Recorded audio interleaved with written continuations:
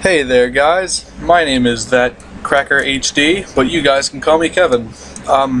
Today I'm going to bring you guys a Cinema 4D tutorial, and this is just basic This is basic, like, getting started. So first, what you're going to want to do is open up Cinema 4D, and you should see something like this.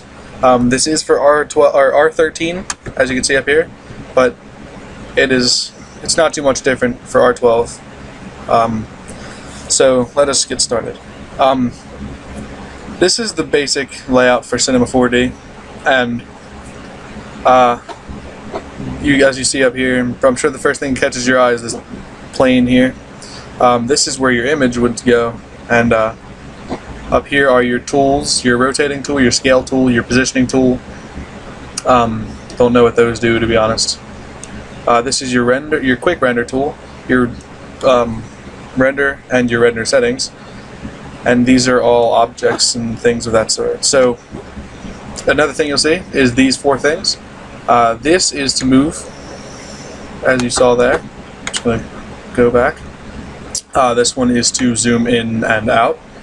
I'm going to go back up. Never mind. This is the rotating tool. As you can see, you rotate, and what I always do to start off is I line it up straight so it looks neat. And this is a thing that opens up 4 windows. As you see, it opens up 4. This is the front, like the normal one where you see when you start it up. This is the top, this is the front, and this is the right side. This is actually pretty helpful once you get more into Cinema 4D. Quite a few times I use this per project. So let us get started. Before you want to do anything, this is for a background that I'm gonna be showing you guys how to do. So I'm gonna get my background resolution so I can get the right size for Cinema 4D. To get your background resolution, you're gonna go to your desktop, you're gonna right click, and you're going to go to screen resolution. It should be right there, and as you see right here, it says resolution 1366 by 768. So I'm just going to close that down, go into Cinema 4D, go to my render settings, and go to output, width 1366, height 768, and I'm also going to go to save, and I'm going to choose where I want to save it. So I'm going to go to JPEG. I always save it as a JPEG, and I'm going to click on this dot here. So that's where you want to save it. I'm going to go to my pictures folder, and I'm going to make a new folder called tutorials, because this is where I'm going to make put all my tutorial stuff. Oh, that's no S there. Silly Kevin.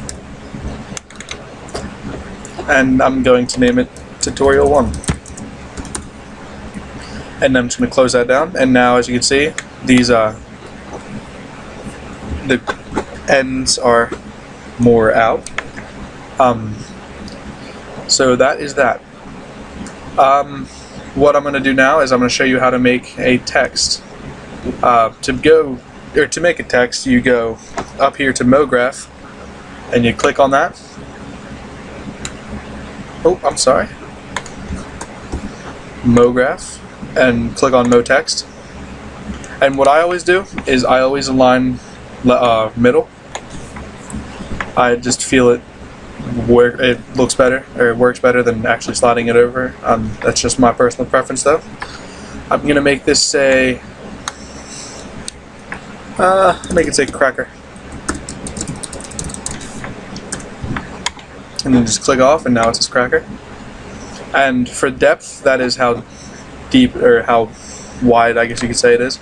I always make that about 75 to 90, depending on the project. For this, I'm going to make it 75. And as you can see, it looks pretty nice. And if I were to quick render that, you would see that.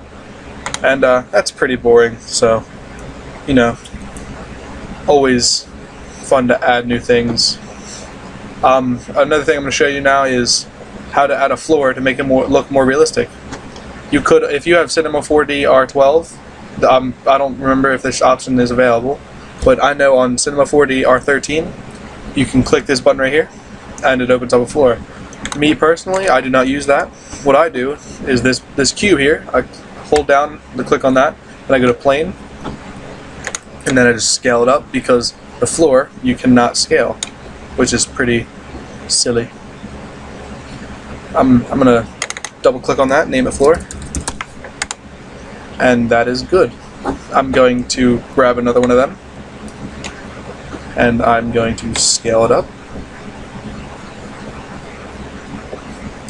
and I'm going to go to the rotate tool that we talked about earlier.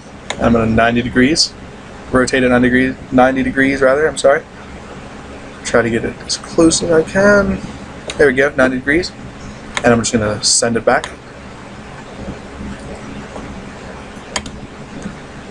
I'm going to click on this, hit Control C, which copies, and then Control V, which will paste.